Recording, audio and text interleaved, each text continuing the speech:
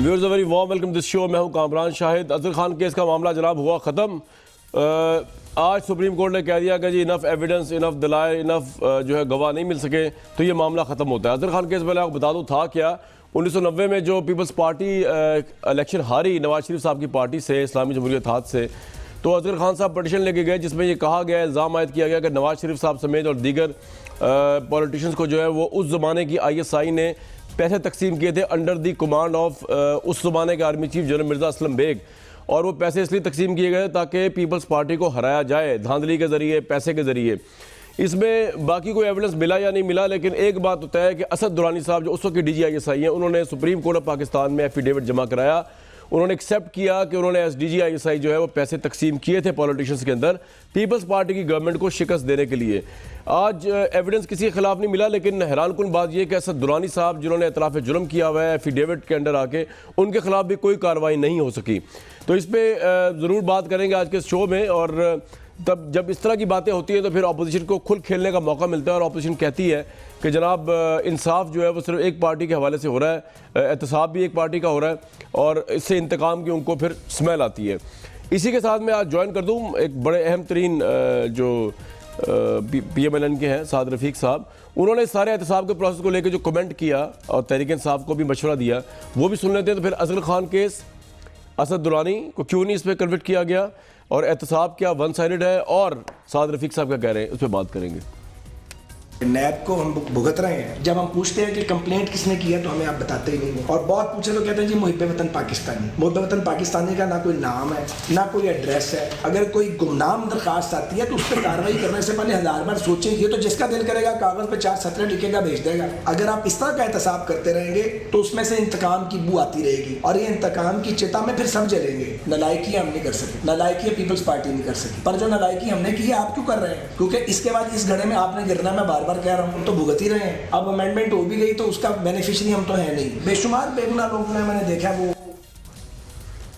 जी गुमनाम दरखास्तों पर कार्रवाइयाँ होनी है। कायरा साहब, ये जो अजहर खान केस आज बंद हुआ तो ऑब्वियसली क्या आपके लिए एक बड़ा सेटबैक है? आपके खिलाफ आपकी पार्टी नून लीग पे तो बड़ा एहतसाब की ड्राइव चल रही है, लेकिन अजहर खान केस जो है बंद कर दिया गया, उस पर असद दुरानी साहब को दोबारा पूछा ही नहीं गया।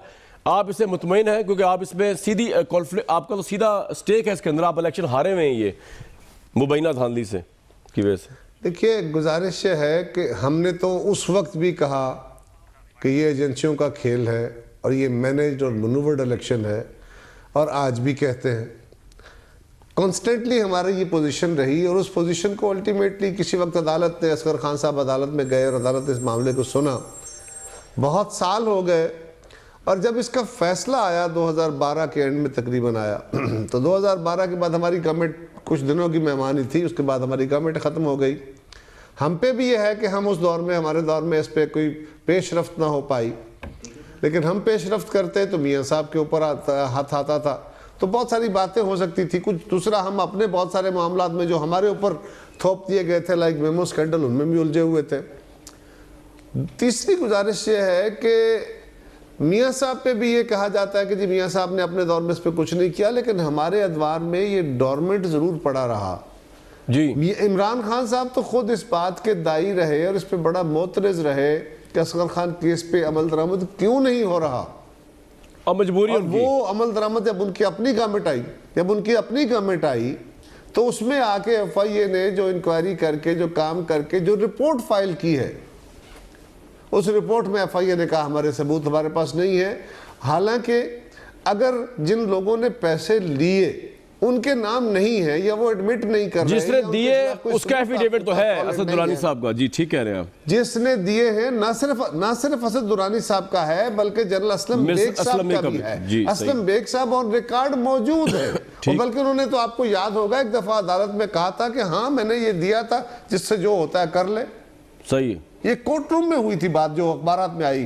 तो जो देने वाले हैं वो तो बड़े वाज़ेह किरदार हैं, उनके खिलाफ अगर एक्शन नहीं हुआ और FIA केस को क्लोज करने का रिकमेंड कर रही है, तो फिर जो वजीर दाखिला हैं इस मुल्क के, जिनके डायरेक्ट अंडर है महकमा FIA का, उनकी मिली भगत ना कहें तो क्या कहें, उनकी कोई मजबूरी ना कहें तो क्या कहें। अब सारी कौम ये सवाल कर रही है। अब दोबारा सुना है कि वजीर दाखिला ने जब इस पे मीडिया में डिबेट हुई, हमने सबने शोर मचाया कि ये क्या है, अदालत ने इस पे कॉग्निजेंस ले लिया कि ये क्या तरीका है, इस तरह नहीं हो सकता। अच्छा कायरा साहब, दूसरी बात आपसे मैंने करनी थी सर। जी बिल्कुल, जो कि वजीर आजम भी हैं, जी जी बिल्कुल ठीक है, वो सब सुना है कि उसके ऊपर कुछ तहरक कर रहे हैं। कायरा साहब, दूसरी बात आपसे ये करनी थी कि ये जो साद रफीक साहब कह रहे हैं गुमनाम दरखास्तों पर नैब कार्रवाई कर रही है और हमने बड़ी गलती की, हमने और पीपल्स पार्टी ने नैब लॉ चेंज नहीं किया। ये गुमनाम दरखास्तों की कार्रवाई आपके जो अकाउंट्स का मामला हो रहा है जरदारी साहब का या ओमनी ग्रुप का, ये उस पर भी आप अप्लाई करते हैं या आप समझते हो एक सेपरेट केस है या लोग उसको सेपरेटली देखें, क्योंकि वो भी बड़ा एक सीरियस केस है जो चल रहा है इस वक्त FIA के अंडर? देखिए, पहली गुजारिश तो यह है कि गुमनाम दरखास्तों का तसव्वुर कानून की अदालत में तो ये होता है कि जो गुमनाम दरखास्त होती है या किसी अफसर के खिलाफ दरखास्त आती है तो उसको एंटरटेन नहीं किया जाता। अदालत के अंदर या नैब के अंदर कोई दरखास्त देता है तो वो अपना नाम मख्फी रखने की बात कर सकता है, लेकिन गुमनाम दरखास्तों पे जो मामला उठाना है वो तो इस मुल्क के अंदर फिर बेशुमार लोग उठ के जाके हर बंदे के ऊपर चैलेंज हो जाएगा। कल मैं खान साहब के बारे में कह देता हूँ, उनके खिलाफ चलाए जी, मैं बाकी वज़रा के बारे में लिख के दे देता हूँ। गुमनाम दरखास्तें ही भेजनी है ना, फिर तो ये इदारे गुमनाम दरखास्तों के पीछे लगे रहेंगे। हाँ, अगर कोई एसेस वाली दरखास्त जिसमें कोई बंदा खड़ा है या उसका नाम आपने मख्फी भी रखना है तो ये तो कम अज़ कम कहें कि हम उसका नाम डिस्क्लोज नहीं कर सकते, नहीं कर रहे। लेकिन आप कहते हैं जी गुमनाम दरखास्त आई है, गुमनाम होती है बेनामी दरखास्त। जी जी, अब हमारा जो केस है वो इससे बिल्कुल मुख्तलिफ है। देखिए कामरान जनाब, हमारे केस में हुआ क्या है? केस आया कि जिस मुल्क के अंदर लोगों के बेनामी अकाउंट्स हैं, जिन अकाउंट्स के जरिए बहुत सारा पैसा जो है वो इधर उधर हुआ है, कुछ मुल्क के अंदर ट्रांसफर हुआ है, कुछ पेमेंट्स हुई है, कुछ एलिगेशन था कि वो मुल्क से बाहर गया है जिसके बारे में अभी तक सबूत नहीं आए। अब उन बेनामी अकाउंट्स के ऊपर एक JIT बनी और JIT ने काम शुरू किया। उस JIT का मैंडेट ये था कि जो बेनामी अकाउंट ट्रांजैक्शंस हैं उनको प्रोब किया जाए। जी, अब गौर कीजिए, सिर्फ उन अकाउंट्स तक जो अकाउंट्स, अब आपने वो डायग्राम देखा जो JIT ने पेश किया मैंने देखा है के अंदर, उस डायग्राम के अंदर एक सुर्ख रंग का गोल एक डब्बा बना हुआ है। जी जी, उस डब्बे में लिखा हुआ है बड़े बड़े हरूफ से AAZ, आसिफ अली जरदारी, और उसके बाद उसके सारे पूरा डायग्राम, पूरा जो जाल है वो उस नाम के गिर्द बिछाया गया है, जिसमें से एक तरफ एक चीज है जिसका नाम, जिसको बेनामी अकाउंट कहा जाता है। और सवाल यह है कि क्या ये सिर्फ बेनामी अकाउंट्स उन्हीं फर्मों के हैं? वो हमारे साथ उनका लिंक है नहीं है? जाल किसी ने बिछाया आपके खिलाफ या ये एविडेंस है? कायरा साहब, ये जाल किसी ने बिछाया है? सिर्फ ये पूछ रहा हूँ जी, मैं आप बड़े ज़हीन आदमी हैं, मैं आपके जरिए, आपसे भी और आपके जरिए कौम के सामने ये रख रहा हूं कि अगर आपने बेनामी अकाउंट्स का प्रूव करना था तो आप बेनामी अकाउंट्स का डायग्राम बनाते ना, और फिर उसके लिंकेजेस निकालते कि ये कहां कहां गए हैं, किस किस का अकाउंट है, कहां कहां गया, ट्रांजैक्शन क्या हुआ। आपने तो फोकस कर लिया एक शख्सियत को, उसके अंदर बेशुमार लोग और भी हो सकते हैं उन अकाउंट्स के, और इस मुल्क में लाखों अकाउंट्स हैं, हजारों लाखों अकाउंट्स हैं जो बिजनेस ट्रांजैक्शन के लिए बेनामी इस्तेमाल होते हैं। ये रोज हम कहते हैं उतने ही अकाउंट्स, वही अकाउंट्स एक खाने में आपने रख लिए। लेकिन कायरा साहब, ये दायरा लगा दिया। एक बात बताइए, ये PTI की गवर्नमेंट का तो आखिरी बात, जी सर, आपसे सवाल था, जी बताइए। सवाल ये था कि सिंपल गुजारिश है। जी जी जी जी बताइए, आप बताइए सर। मेरा सवाल था, इकट्ठे जवाब दे दीजिएगा कि ये PTI की गवर्नमेंट ने केस शुरू नहीं किया आप पे, 2015 से FIA ने अंडर नवाज शरीफ साहब, चौधरी निसार साहब शुरू किया हुआ है, तो अब आपके ख्याल में ये अब तो इन पे बाइंडिंग था ना? अगर ये कोई हकायक सामने आ रहे तो FIA ने पेश करने ही थे, तो ये कॉन्स्पिरेसी तो नहीं हो सकती आपके खिलाफ? हम ये नहीं कह रहे जी, हम ये नहीं कह रहे कि ये नहीं करना चाहिए। हम कह रहे हैं अक्रॉस द बोर्ड अकाउंटेबिलिटी करें। हम कह रहे हैं कि बेनामी अकाउंट सारे जितने हैं उनको प्रोब करें। एक शख्स के गिर्द दायरा लगा लेना, ठीक है, यानी बेनामी अकाउंट्स वो अकाउंट्स जिनमें बेशुमार ट्रांजैक्शंस इस मुल्क, ठीक है सर, ये आपका पॉइंट आ गया, हर शहर में मौजूद है। तो मैं कह रहा हूं कि आज हमें गवर्नमेंट का नक्सस क्या है? गवर्नमेंट का नक्सस यह है कि अगर शहजाद अकबर साहब भी और उनके बाकी वज़रा भी वो FIA के साथ मिलते हैं, बैठते हैं, बैठ के प्लानिंग करते हैं, और उस प्लानिंग की सबसे बड़ा सबूत यह है कि अदालत खुद फरमाती है कि भाई ये कैसे मुमकिन है कि जब अदालत का, सुप्रीम कोर्ट का हुक्म है कि इसके ऊपर बहस नहीं होगी, ये चीजें लीक नहीं की जाएंगी, तो फिर ये चीजें लीक किसने की, क्यों की? क्या हुकूमत की तरफ से लीक हुई है, FIA ने लीक की? क्योंकि ठीक इसके है ऊपर जी, तो पॉइंट आ गया जी, बैठ के खैरा साहब पॉइंट आ गया आपका हुजूर, बिल्कुल ठीक है जी जी। मैं अब जरा आपकी डिस्कशन से आगे सवाल है जो अली मोहम्मद खान साहब, बहुत वार्म वेलकम आपको। मैं अजहर खान केस पे बाद में आना चाह रहा हूँ, जरा पहले जो गुफ्तगू अभी खैरा साहब फरमाइए, फोकस किया गया है एक शख्सियत पे, जाल बिछाया गया है जरदारी साहब के इर्द गिर्द, और ये GIT ऑब्वियसली FIA आपके अंडर है तो ये आपके जराए से बाहर आई होगी, और उससे बढ़कर आपकी गवर्नमेंट ने तो इस पर एक पोलिटिकल कार्ड खेला अकॉर्डिंग टू अपोजिशन। आपने पहले गवर्नर राज की बात की, सुप्रीम कोर्ट ने उसको रद्द कर दिया, फिर आपने फॉरवर्ड ग्रुप लाने की बात की, तो इससे ये लग रहा है कि सारा सियासत की जा रही है कोर्ट के इस मामले में। आप मुराद अली शाह को आप लोगों ने ECL में डाल दिया, जरदारी साहब को डाल दिया, अभी तो GIT आई थी, चीफ जस्टिस ने कहा कोई आसमानी सहीफा थोड़ी आ गया है, इतना क्यों आप डिस्क्रेडिट कर रहे हैं सिंध गवर्नमेंट को इस पर? बिस्मिल्लाहिर्रहमानिर्रहीम, अल्लाहुम्मा सल्लि व सल्लिम व बारिक अला सय्यिदिना मुहम्मद रसूलुल्लाह सल्लल्लाहु अलैहि वसल्लम। वो क्या अल्लाह का शेर है कि इकबाल बड़ा अब्दीशक है, दिल बातों से मोह लेता है। तो खैरा साहब ने बड़ी मुदल्लल बातें की हैं, लेकिन एक बात से उनके एग्री बहरहाल करता हूँ कि जो अकाउंटेबिलिटी है वो क्रॉस द बोर्ड होनी चाहिए। लेकिन कामरान साहब, अभी जो हम गुफ्तगू कर रहे हैं, हम अब सुप्रीम कोर्ट के आपने देखा होगा 2 दिन पहले जो ऑब्जर्वेशंस वहां पे ऑनरेबल जज साहिबान की आई है कि GIT की जो रिपोर्ट है उस पे हम लोगों को भी मना किया गया है। मैं तो खैर कभी उस पे प्रेस कॉन्फ्रेंस आज तक नहीं की, लेकिन हमारे कुछ को जो हमारे कैबिनेट मेंबर्स हैं हमें भी पाबंद किया गया है, और अपोजिशन के मेंबर्स को भी, कि GIT वो समथिंग जो सुप्रीम कोर्ट के ऑर्डर पे बनाई गई और उसकी रिपोर्ट उधर चली जाएगी। फैसला सुप्रीम कोर्ट ऑफ पाकिस्तान ने करना है। GIT की रिपोर्ट उनके सामने चली गई है, अब उसको देखेंगे कितनी मुस्तनद है, उसमें कौन सी बातें जो है और तलब हैं, कौन सी और तलब नहीं है, सब जुडिस है। अब इस वक्त जो हम गुफ्तगू कर रहे हैं, हम कोई मालिया पे शजरकारी पे तो प्रोग्राम कर नहीं रहे, इसी पे गुफ्तगू हो रही है, तो ये सब जुडिस इशू पे डिस्कशन हो रही है। मैं सिर्फ इतना कहूंगा जी कि ये बात तो बिल्कुल सही है कि पूरे पाकिस्तान में जितनी करप्शन और जो लोग ये बेनामी अकाउंट्स को यूज कर रहे हैं, अभी आपके प्रोग्राम से पहले मैं देख रहा था, दुनिया न्यूज को ही देख रहा था, और उस पर कोई टिकट चल रहे थे, कुछ घंटा पहले की शायद बात है, 2 घंटे, कि कोई और भी कोई अकाउंट निकले हैं जिसमें से और भी कोई पैसे निकले हैं।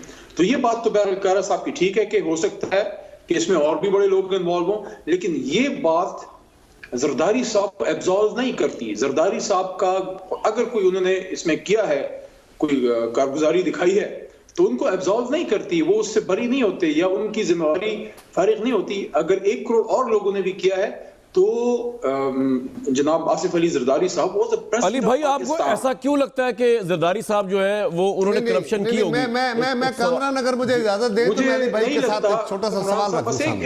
अच्छा जी खैरा साहब क्या कह रहे हैं, आप बताइए। जी अली भाई, मैं ये आपसे अब आपके पहले मैं ये पूछ रहा था, मैं कामरान के सामने रख रहा था कि जो डायग्राम सामने रखा गया, अकाउंट आया, एक लफ्ज़ आया, बेनामी अकाउंट्स हैं इस मुल्क के अंदर, बहुत सारे पैसे इधर उधर ट्रांसफ़र हो जाते हैं, लोगों ने पता नहीं उसमें इलीगल मनी है। आपके जहांगीर तरीन साहब का भी नाम आया था, उनके भी अकाउंट्स थे, उनके भी खानसामा और कुक्स के नाम के अकाउंट थे, ड्राइवरों के, उनके पैसे बाहर भी गए थे। उन्होंने सबूत दिया कि वो भी अभी तक मामला अपनी जगह, लेकिन सवाल ये है कि ये अकाउंट किस किस के हो सकते हैं, अभी तक ये डिटर्मिनेशन नहीं है। सो फैसला होना था कि बेनामी अकाउंट्स हैं, इनकी क्या क्या लाइंस हैं। अब अगर आप डायग्राम देखते हैं तो वो डायग्राम के व्यू सेंटर के अंदर एक सुर्ख रंग का डायग्राम बनाया गया, चौरस, और उसमें एक नाम लिखा गया आसिफ अली जरदारी। पूरे का पूरा जाल अब उसके गिर्द बनाया गया कि फलां अकाउंट खुला, फलां अकाउंट खुला, फलां जगह से पैसे आए, इनके पास आए, इधर से भी इधर आए, यानी बेनामी अकाउंट्स नहीं, आसिफ अली जरदारी फोकस है। खैरा साहब मेरी सुन लीजिए, GIT में बाकी लोग ओमनी के साथ GIT में बात करना जरा मुश्किल। एक मिनट अली साहब, ओमनी के साथ सर, एक मिनट, ओमनी के साथ या बैरिया के साथ तो आसिफ जरदारी साहब का लिंक आपने एस्टेब्लिश करना है ना पहले, और हमें मौका देना है। ये तो GIT ने कहा, मैं कह रहा हूं। जी चले अली भाई आप बोल रहे, मतलब मैं एक पॉइंट उठाने लगा था। जी अली साहब बोल रहे। कामरान साहब जी बोलते आप कभी कभी इस्लामाबाद आया करें तो सामने बैठ के प्रोग्राम करेंगे, इतनी कंफ्यूजन नहीं होगी ना। जी बताइए। मैं आप सिर्फ खान साहब के लिए आते हैं यार, हम गरीबों के लिए भी आए हैं, कभी हमारे साथ भी प्रोग्राम किया है। नहीं आपके लिए जनाब, दिलो जान हाजिर है, कैसी बात कर रहे हैं, आ जाऊंगा मैं। आपको शनिवारी के टिक्के भी खिलाएंगे, खान साहब ने तो नहीं खिलाने, मैं खिलाऊंगा। ठीक। अच्छा, मैं दोबारा उस पे आता हूं। देखें, वो जो JIT की रिपोर्ट है उसमें जो डायग्राम की कारा साहब गुफ्तगू फरमा रहे हैं, वो इमरान खान साहब ने या हमारे इंटीरियर मिनिस्टर शहरियार अफरीदी साहब ने जो हेड कर रहे हैं FIA को स्टेट मिनिस्टर लेवल पे, और खान साहब इज द फुल मिनिस्टर उसके इंटीरियर के, तो हमने तो नहीं बनाई, वो JIT से बनी। अब वो जो डायग्राम है उसका पूरा पोस्टमार्टम हो जाएगा सुप्रीम कोर्ट में। अब दो बातें मैं सामने रख रहा हूं, दो बातें जी।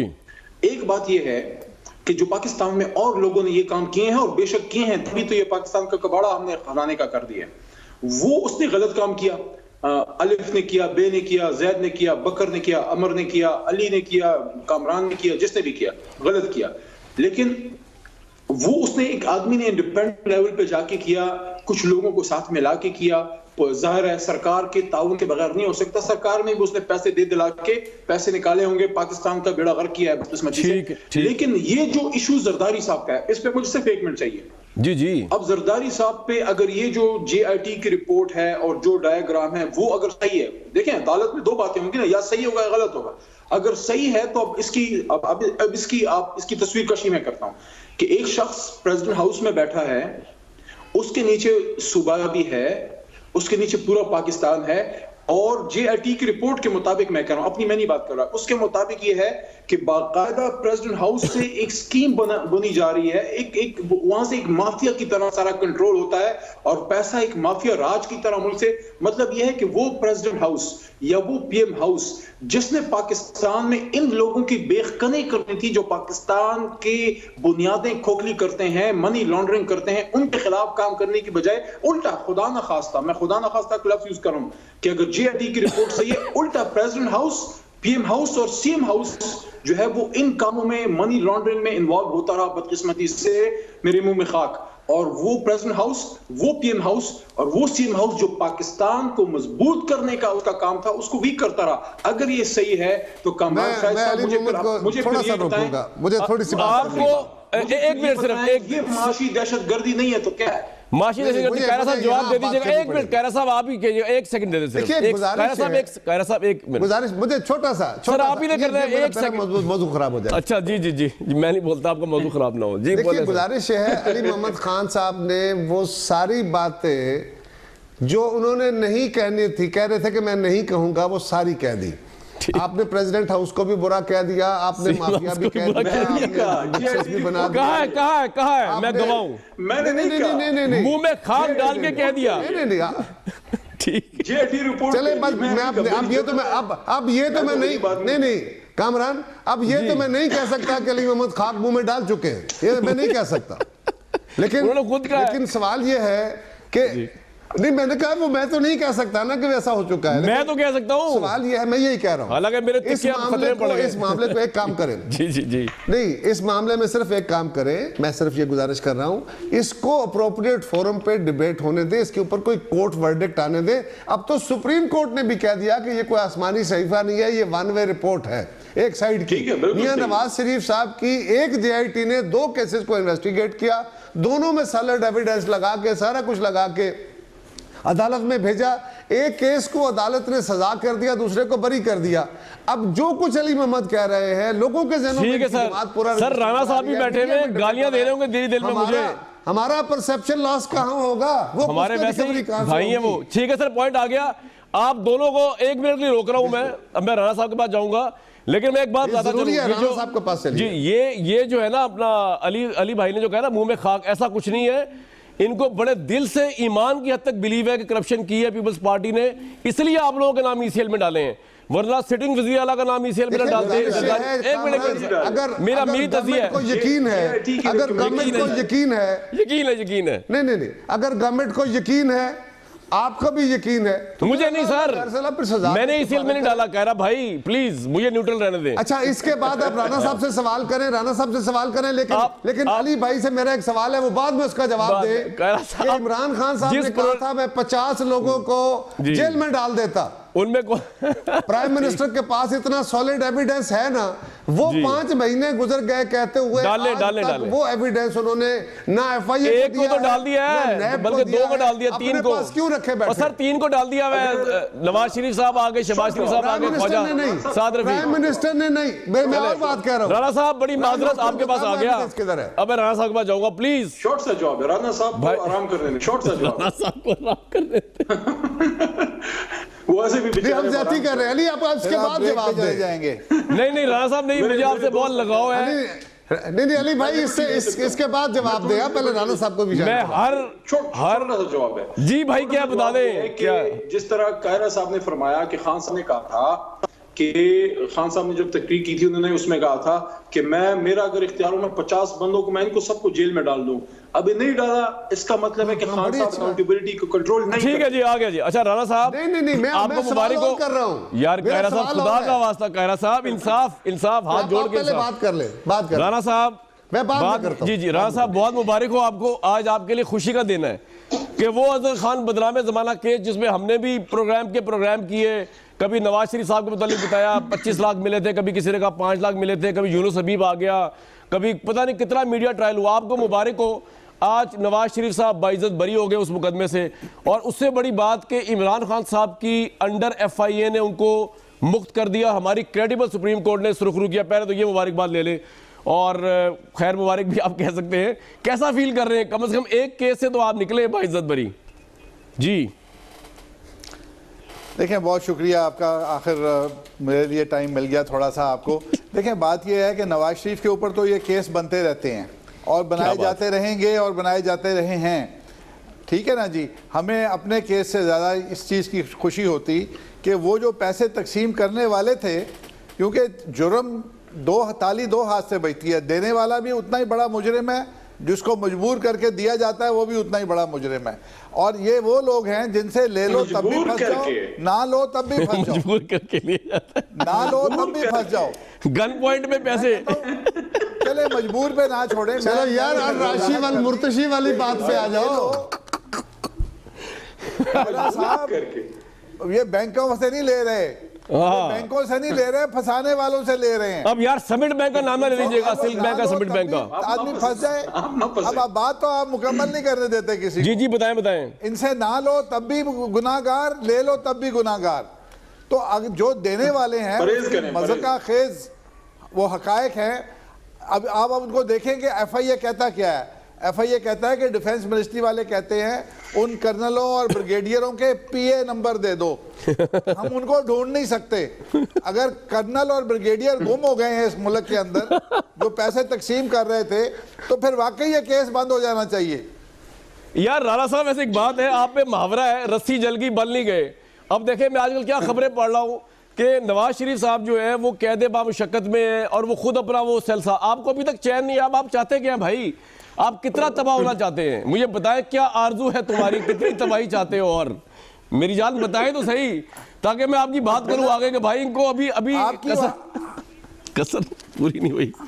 जी राणा साहब, मान लेते हैं मुल्क उनको दे देते हैं, हमारी जरूरत नहीं है इस पाकिस्तान को। ओ भाई, आप लोगों ने मुल्क सही चलाया ही नहीं, अब कोई तो आएगा गैप पूरा करने। यार क्या करें हम? आप लोग क्यों बिके 1990 में पीपल्स पार्टी के खिलाफ? क्यों बिके? क्यों आपने कहा भुट्टो ने मुल्क तोड़ा? क्यों बिके आप लोग? क्यों जमीन बेचा आप लोगों ने? जिन्होंने 32 साल पाकिस्तान ठीक चलाया, सारे इदारे उन्होंने दुरुस्त कर दिए, फिर वही चला लें। तो सर आप ही ने इस हद तक लेके आए। आपने, उन्होंने कहा उठ जाओ, आपने कहा उठ गए, उन्होंने कहा बैठ जाओ, आपने कहा बैठे नहीं, लेट ही गए। ये आपका जुर्म है। अगर ये जुर्म है भी तो ये आपका जुर्म। क्यों पैसे लिए आपने असद दुरानी से पीपल्स पार्टी के खिलाफ? क्यों बेनजीर भुट्टो की गलत तस्वीरें आपने शाया की? क्यों आपने कैरेक्टर असैसिनेशन की? क्यों भुट्टो साहब को कहा मुल्क तोड़ने वाली पार्टी? क्यों कहा आपने? मुझे तो गुस्सा इस चीज का है कि 1990 से बच्चा था मैं, सुनता हुआ आया मैं ये नवाज शरीफ साहब का नैरेटिव जो कि नाइंसाफी मबनी था। आप उनको वैसे पॉलिटिक्स में शिकस्त देते बेनजीर को, आप क्यों बने उनके सियासी वो? मैं अब लफ्ज ही लेना चाह रहा, आप बने, आप मुजरिम हैं। इस्तेमाल करना तो सर वो खुद इस्तेमाल हुए। आपने फैसला सादर कर रहे हैं। नहीं सर, नहीं, ये फैक्ट्स है। मैं हिस्ट्री का स्टूडेंट हूं। फैसला सादर कर रहे हैं, आप हिस्ट्री के स्टूडेंट हैं, आप फैसला सादर कर रहे हैं। जो जिन लोगों ने इस गुनाह की बुनियाद रखी उनसे आप कहते हैं जी समझौता कर लो। उन बुनियादों में आपने सीमेंट लगाया हुआ है सर, मैं ये नहीं कह रहा, वो ठीक कह रहे हैं आप, जो अब आपने बात सही कही है कि सबको पकड़े जाना चाहिए, इसमें आपके साथ हूं मैं। बहरहाल एक ब्रेक लेंगे और पकड़े सबको जाना चाहिए। लेकिन जब इमरान खान साहब से सवाल पूछा गया मुशर्रफ साहब का, उन्होंने कहा जी ये मेरी प्रायोरिटी नहीं है। मैंने उनसे सवाल पूछा था जब उन्होंने पैनल इंटरव्यू दिया था, उन्होंने कहा मैं तो केस भी अभी तक नहीं पढ़ा। बहरहाल प्रायोरिटी इस मुल्क में जो है वो क्या होती है, इस पर भी बात कर लेंगे ब्रेक के बाद। व्यूअर्स, लोग ये भी कहते हैं कि पाकिस्तान तहरीक इंसाफ की गवर्नमेंट अपनी गवर्नेंस और अपनी इकॉनमी के मामलात से नज़र हटाने के लिए एहतसाब की ड्राइव पे बहुत शोर मचाती है। आज शायद खाकान अबाई साहब ने इकॉनमी पे क्या कहा, जरा मैं उस पर भी बात जरूर करना चाहूँगा आज के प्रोग्राम में, क्योंकि लोगों का मसला अजहर खान के इस वक्त नहीं है। लोगों का मसला ये नहीं कौन जेल में कौन जेल से बाहर है, लोगों को इस वक्त जो है वो चाहिए, बेसिकली खाना चाहिए, रोटी चाहिए, सस्ता ऑयल चाहिए, गैस चाहिए, ये चीज़ें चाहिए। तो शायद खाकान अब्बासी ने प्रेस कॉन्फ्रेंस जो की इकॉनमी पर सुन लेते। हुकूमत को जिम्मेदारी से बात करनी चाहिए। दुनिया की तारीख में इतने झूठ बोलने वाले एक जगह इकट्ठे नहीं हुए। झूठों का एक टोला है जिसने आज मईशत का ये हाल कर दिया है। हकायक क्या है? 4 महीने में कीमतों में इजाफा हुआ है, अफरात ज़र बढ़ा है, बिजली की कीमत बढ़ी है, गैस की कीमत में बेपनाह इजाफा हुआ है, कारोबार में कमी हुई है, नौकरियों में कमी हुई है। बजट डेफिसिट जुलाई से दिसंबर का वो 2017 के बजट डेफिसिट से ज्यादा है। जो टैक्स टू GDP रेशो है उसमें भी कमी वाक़या हो गई। FBR 6 महीने में 176 अरब रुपया जो टारगेट था उससे कम है। 10% पिछले साल से ये कलेक्शन कम है। ज़र जो है 10 साल में बुलंद तरीन सतह पर है। 5.8% पे ग्रोथ हमने पिछले साल छोड़ी थी। इस साल तवक्को 6.2% की थी, अब बात 3% की हो रही है। 1400 अरब रुपए का ये नुकसान पाकिस्तान को बर्दाश्त करना पड़ेगा। पॉलिसी रेट 6.5% पे था, आज 10% पे है। एक्सपोर्ट्स भी नीचे गई हैं जिससे मुल्क में रिसेशन भी आया है। आज का प्रोग्राम हाईजैक करने की पूरी कोशिश की अली मोहम्मद खान साहब, कायरा साहब, लेकिन मैं अब होने नहीं दूंगा। राना साहब के पास जाऊंगा, वैसे भी रेलेवेंट सवाल है खजाना के हवाले से। राना साहब, ये मैं क्या सुन रहा हूँ, बजट डेफिसिट, ये उन्होंने सही फैक्ट्स बताए खाकान भाई साहब ने? 2017 ज्यादा बजट डेफिसिट हो गया है, ग्रोथ 8 के बजाय 3 पे हो गई है। ये क्या हो रहा है राना साहब इस मुल्क के साथ PTI गवर्नमेंट में? एक फिगर दुरुस्त है और मैं आपको ग्राउंड रियलिटी बताता हूं कि PTI के जो MNAs और MPAs हैं हलकों में नहीं फेस नहीं कर सक रहे, लोगों को हलकों से गायब हैं, आवाम को फेस नहीं कर सकते। दुकानदार फारग बैठे हैं, कब ताजर फारग बैठे हैं। जिस शख्स ने छोटा मोटा कारखाना लगाना था, जो 1 करोड़ का कारखाना लगता था, वो 1 करोड़ 300 उसको 30% उसकी महंगाई हो गई, वो आधे में काम रुके हुए हैं। फैसलाबाद इंडस्ट्रियल स्टेट में 51 कारखाने लग रहे थे, क्या वजह हो गई? प्लॉट बिक रहे थे। 3 महीने में सर, 4 महीने में क्या हो गया? आप लोगों की ये बाकियात है ना इकॉनमी की, तभी तो ये बेचारे परेशान है। और क्या वजह हो सकती है? राणा साहब को मुझे सब्सटेंशियल बात बताएं। जी, सारे गुनाह नून लीग के हैं, बाकी तो सारे ही बहुत अच्छे हैं, सिर्फ नून लीग के गुनाह हैं। हम ही 2017 में पाकिस्तान को, वो कहते हैं ना, किसी को पूछा आपको, उसने कहा मुझे शुगर हो गई है, किसी को पूछा उसने कहा मुझे ये हो गया है। अब लोग पूछते हैं पाकिस्तान को क्या हुआ? पाकिस्तान को पनामा हो गया है।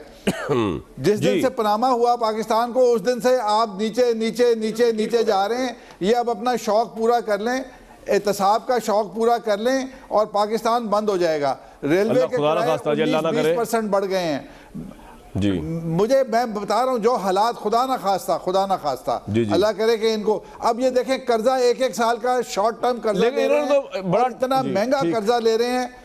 बिल्कुल ठीक कह रहे हैं आप, इतना महंगा कर्जा ले रहे हैं कि IMF के पास जी आप बोले।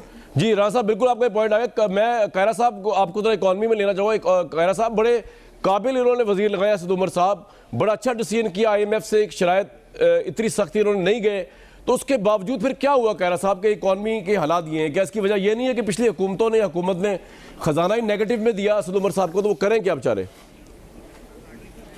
देखिए, खजाना जो भी था इनको पूरा उसका इल्म था। कोई खजाना अचानक इनके ऊपर नहीं आके मुसल्लत कर दिया गया, इन्होंने चॉइस से वो लिया, गवर्नमेंट ली है। अब सवाल ये है, असद उमर साहब जो बातें खुद कहते रहे, नंबर 1 वो कहते रहे कि जो आपने CPEC के कर्जे लिए हैं उसकी डिटेल सारी कौम के सामने रखे, पार्लिमान के सामने रखे। आज 6ठा महीना शुरू हो गया, खुद नहीं रख रहे। आज खुद वही बातें कर रहे हैं जो कल दूसरे वजीर खजाना कर रहे थे। ये कह रहे थे कि LNG प्रोजेक्ट्स में बहुत बड़ा घपला हुआ है और हम उसको आएंगे तो उसको खोल के सामने रख देंगे कौम के, वो कहाँ गया, हम इंतज़ार में बैठे हुए हैं। ये कह रहे थे असद उमर साहब खुद कि पाकिस्तान को डार साहब ने बर्बाद कर दिया है कि उन्होंने जो यूरो बॉन्ड और दूसरे बॉन्ड जो 8% पे और 7.5% पे लिए हैं, इतने महंगे कर्जे कौन वापस करेगा। अब ये शॉर्ट टर्म में जो खुद 8% पे कर्जे ले रहे हैं, कल के अखबारात में भी था, वो मुझे समझ नहीं आ रही कि वो कौन से फिगर हैं और वो कौन से बर्बादी दे गए थे मुस्लिम लीग वाले। मुस्लिम लीग ने जब गवर्नमेंट हैंड ओवर की है उस वक्त तो चीज़ें ठीक चल रही थी।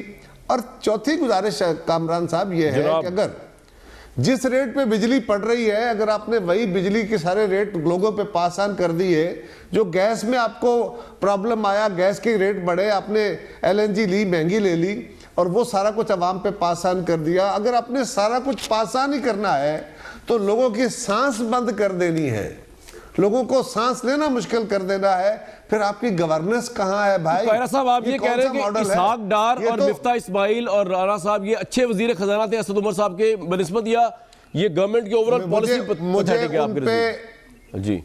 मुझे उन पे भी एतराज होंगे, मेरा उस वक्त भी अपना एक नुक्ता नजर था। मैं ये कह रहा हूं कि जो बातें असद उमर साहब खुद करते थे आज वो कहां खड़े हैं। और ये आज की इकोनॉमी की सूरत हाल, मैं जो कहूंगा वो यकीनन अली मोहम्मद साहब के खिलाफ कहूंगा। मैं अपोजिशन हूं ना जी, राणा साहब भी उनकी मुखालफत करेंगे और हम मुखालफत बराए मुखालफत भी करेंगे और हम मुखालफत बराए तस्हीह भी करेंगे, इस्लाह भी करेंगे। चले यही मान लेते हैं। अब सवाल यह है कि आप किसी बाजार में चले जाएं, आप किसी दुकानदार से पूछे कारोबार का क्या हाल है, सही है। आप किसी इंडस्ट्री से पूछे कारोबार का क्या हाल है, आप किसी इंपोर्टर से पूछे कारोबार का क्या हाल है, आप किसी तनख्वाहदार से पूछे, बल्कि चले छोड़ें, आपके अलावा जो आपके लोग यहाँ स्टूडियो में काम कर रहे हैं, ये कैमरामैन होंगे, दूसरे लड़के होंगे, इनसे पूछिए कि जो भी पूछ ले, जमींदार को खाद नहीं मिल रहा, ठीक है, मेरे से पूछे, जमींदार को खाद नहीं मिल रहा, उससे पूछ ले। किसी से पूछे कि भाई तुम्हारा क्या हाल है। सर मैं जल्दी नहीं चल रहा है, दोबारा भी आना आपके पास, तो फिर हमारी बातें गलत। भाई आपके हालात तो बहुत ही खराब है यार अली मोहम्मद खान साहब, आप इसको क्या करेंगे? मैं आपको एक चीज पढ़ के सुना रहा हूँ।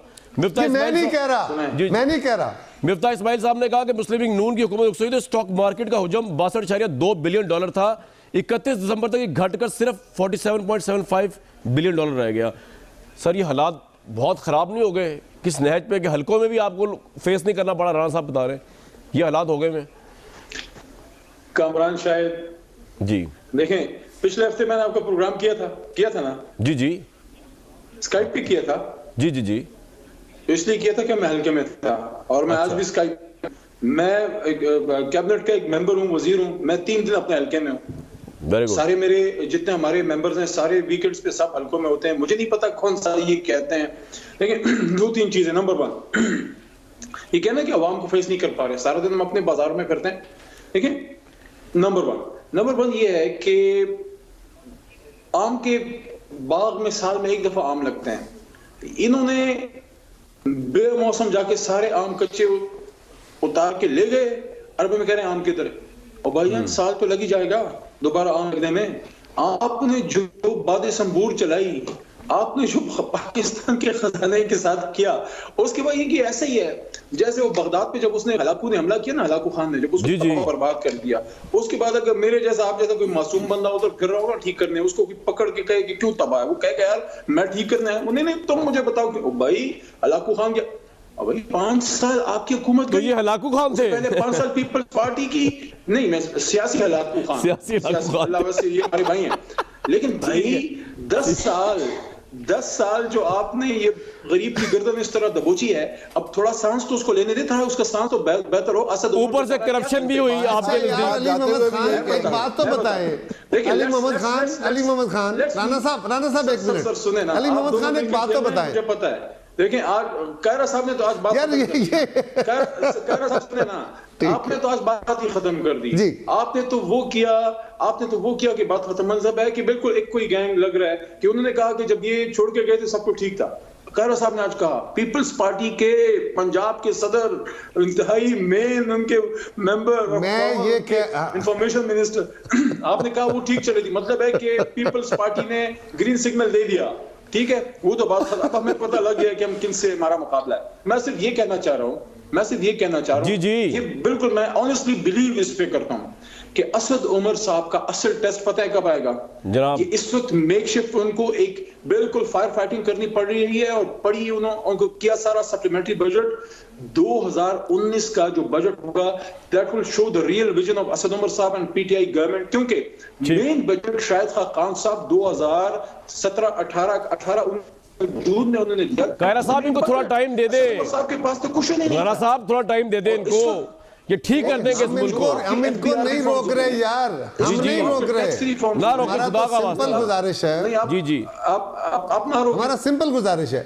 जी जी। जो बातें इनके अपने वजीर मुराद सईद साहब ने क्या कहा था, उन्होंने कहा पाकिस्तानियों का 200 अरब डॉलर बाहर पड़ा हुआ है, हम आएंगे, खान साहब आएंगे, अगले दिन वो 200 अरब वापस आएगा, 100 अरब हम पे कर्जा है, दुनिया के मुंह पे मारेंगे और 100 अरब से यहाँ लहरें बहरें हो जाएंगी। उसका क्या बना यार? बिल्कुल ठीक जी। राणा साहब के पास मैं जाऊंगा। बताऊं उसका क्या बना। आपके वजीर है साहब मैं बताऊं उसका क्या बना। जी क्या बना भाई? देखें क्या बना? देखें अब कायरा साहब जो है ना, इनको पता है ये क्या कह रहे हैं। देखिए ही इज टॉकिंग अबाउट मुराद सईद साहब। मुराद सईद साहब हमारे फाइनेंस मिनिस्टर नहीं थे ना है, ही यूथ का एक सर आपके सबसे अहम वजीर हैं वो, उनको सबसे ज्यादा थपकिया वजीर आजम की, उनकी परफॉर्मेंस की बुनियाद पे उनको स्टेट मिनिस्टर से फुल मिनिस्टर बनाया गया। अभी 100 अरब लेके नहीं आए वो, फिर भी एट पार है। मैं वही आप अली भाई जरा नाइंसाफी ना करें थोड़ी सी, आप तो अदल के साथ हैं, एक मिनट रुक जाए प्लीज प्लीज। राणा साहब बड़ी माजरत, लेकिन इसके बावजूद बताइए कि नवाज शरीफ साहब से कोई मुलाकात हुई, को उनके हालात कैसे हैं, वो कॉन्फिडेंस में है, हमारी कोई दुआएं पहुंचाएं उन तक, नए साल की नेक तमन्नाएं, कोई मुलाकात होती है आपकी, कैसे हैं वो?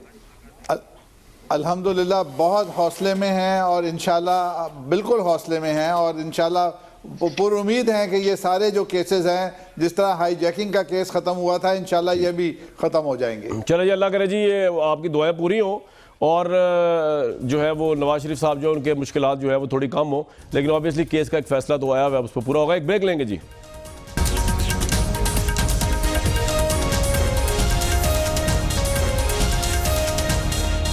हुकूमत को इतनी फिक्र पड़ी हुई पैसों की, तो बसंत की पंजाब में इजाजत दी है उसको तो पहले बैन करें, क्योंकि करोड़ों रुपए का जो नुकसान अरबों का हो जाना है जब बिजली का तातुल होना है बसंत के दौरान, उसका कौन जवाब देगा। इसी नोट पे नेक्स्ट वीक तक के लिए इजाजत।